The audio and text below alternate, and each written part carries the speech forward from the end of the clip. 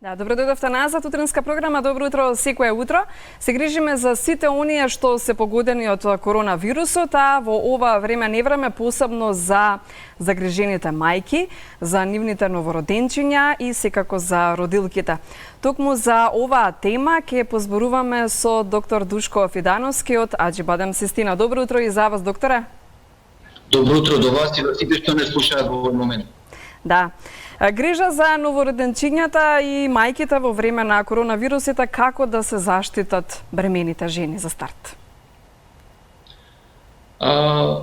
Може да се каже дека според искуствата од досегашната трајање на епидемијата во светот, повеќе искуствата се најмногу се од Кина, сега веќе почнуваат и од Италија да пристигнуваат првите известувања дека никој не е поштеден, заштитен од можната инфекција со коронавирусот, така да во таа група спаѓаат и бремените жени, затоа всушност и постојат превземање, првите мерки кои се превземаа за нивна заштита на тие категории кои се по-осетливи, меѓу кои хроничните болни, болните со намален имунитет, тука се и бремените жени. Така да оваа мерка која што е препорачана всушност представува најдобрата заштита, иако се смета дека во текот на бременоста сепак осетливоста на бремената жена заради состојбата на имунолошкиот систем во тој момент сепак може би е на нешто повисоко ниво отколку кај другите луѓе. Овие сознанија укажуваат дека можеби бремените жени сепак спаѓаат во категоријата не многу ризична, односно помалку ризична отколку некои други состојби како што се хронични заболувања. Да, зборувавме за тоа дека хроничните болни исто така не треба да престануваат со нивната редовна терапија, посебно во ова време на коронавирусот. Грижата за новороденчињата, исто така имавме и мајки загрижани за своите новородени дечиња, па ете како тие да се справат во ова време? До сега нема докажана така наречена вертикална трансмисија на вирусот, значи преминување на вирусот од болната бремена жена на новороденото, така да случаите кои што се опишани на родилки кои што се ковид позитивни и кои што имаат клиничка слика на коронавирусна инфекција, кај децата новородените се тестирани и кај ниту еден случај не е докажано дека го има коронавирусот, односно дека е можна таа вертикална трансмисија до сега. Меѓутоа, студиите кои до сега се излезени покажуваат дека сепак не треба да се исклучи и таквата можност. Новородените кои што се заболени од коронавирус, има новородени кои што се позитивни и доенчиња во текот на првата година. Најмалата возраст на која што е докажан COVID-19 позитивен тест е новородено со возраст од 30 на часа. Меѓутоа сите тие се случаи кај кои што после раѓањето заради контактот со особа која што била ковид позитивна пред се мајката дошло до трансмисија на вирусот. Значи немаме вертикална трансмисија на вирусот во текот на бременоста. Се уште не е јасно колку вирусот се излачува во мајчиното млеко. Има некои сознанија дека можеби во период на инкубација додека е бремената жена може вирусот да оди, да се елиминира преку млекото, така да затоа и не се препорачува доколку се работи за мајка која што е ковид позитивна и дои да не го дава млекото на новороденото додека незиниот статус не се нормализира, односно додека не се негативизира. Иако знаеме какви се предностите и каков тип на храна е мајчиното млеко, меѓутоа во овие случаи барем досега со досегашните сознанија сепак се препорачува да во еден краток временски период доењето се одложи, а да млекото се исфрла и дури да се евентуално користи во земји каде што има банки на мајчино млеко, да се користи млеко од донор, меѓутоа кое што е претходно тестирано на COVID-19, токму од оваа причина дека е можна трансмисија на вирусот и во мајчиното млеко. Да.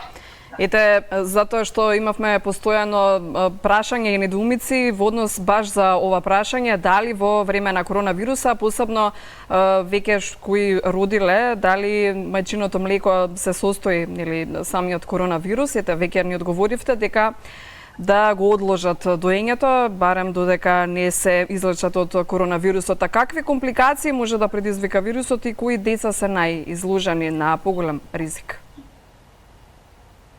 Значи, од досегашното траење на епидемијата и случаите кои што се реферирани, повторно ќе ги спомнам студиите од Кина и од Италија, бидејќи таму е најголемиот број на случаи, таму и почна на светско ниво во Кина, а потоа во Европа, меѓу првите земји кои што беше зафатена беше Италија.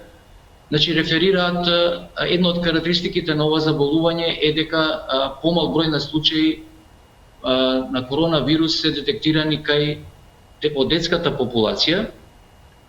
Некаде околу 2% од заболените, вкупно заболените, односно оние кои што се докажани со COVID-19 позитивни, спаѓаат во групата на деца, детска популација, значи од 0 до 18 годишна возраст, што е навистина занемарливо мал број. Меѓутоа тоа не значи дека децата не се осетливи и дека не може да го добијат коронавирусот.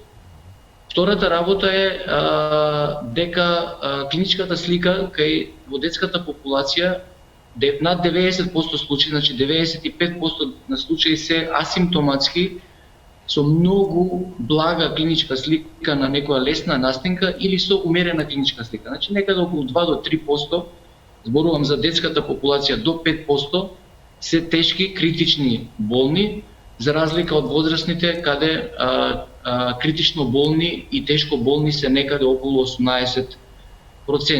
Тоа е карактеристиката по однос на децата, меѓутоа треба да се знае дека доколку пациентот се разболе, се работи за педиатриски пациент, колку е помала возраста, толку потешка е клиничката манифестација на болеста. Значи најтешките случаи на коронавирусна инфекција со тешки пневмонии, со тешка септична состојба се опишуваат кај деца под 1 година. Значи колку е помала возраста, од толку потешка форма може да се појави болест кај децата.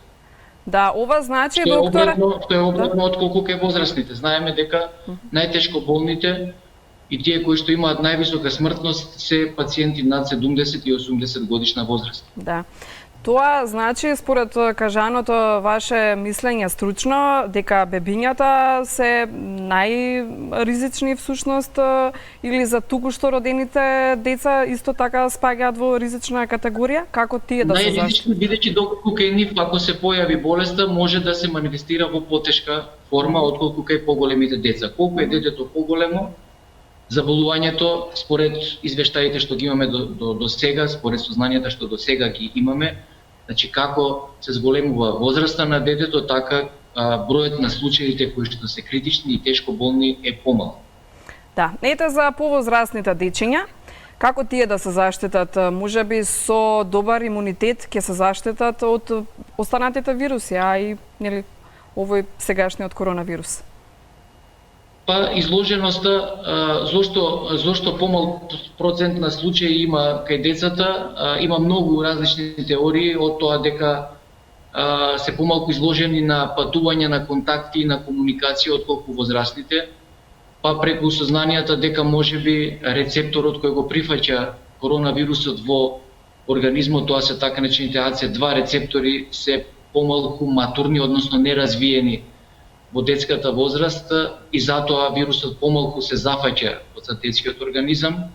Понатаму преку спецификите на детскиот имунитет, кој што е различен од имунитетот кај возрастните, тој вроден, неспецифичен имунитет е многу подобро развиен кај децата отколку што е кај возрастните, за разлика од хуморалниот или специфичниот стекнатиот имунитет кој е поинаков кај возрастната патологија. Па преку сознанијата дека можеби заради тоа што децата се повеќе изложени на респираторни вируси, кои се слични на короната, се создаваат противтела кои што делуваат и против коронавирусот, можеби и ја намалуваат тежината на клиничката слика. Така да сето ова оди во прилог на тоа што го кажав дека помал процент на пациенти се во детската популација и клиничката слика е во многу поблага форма. Однос на заштитата Секако сите оние мерки на заштита кои се препорачуваат и за нас возрастните, значи останување повеќе дома, избегнување на групирање, односно престојување во затворени простори каде што има повеќе луѓе.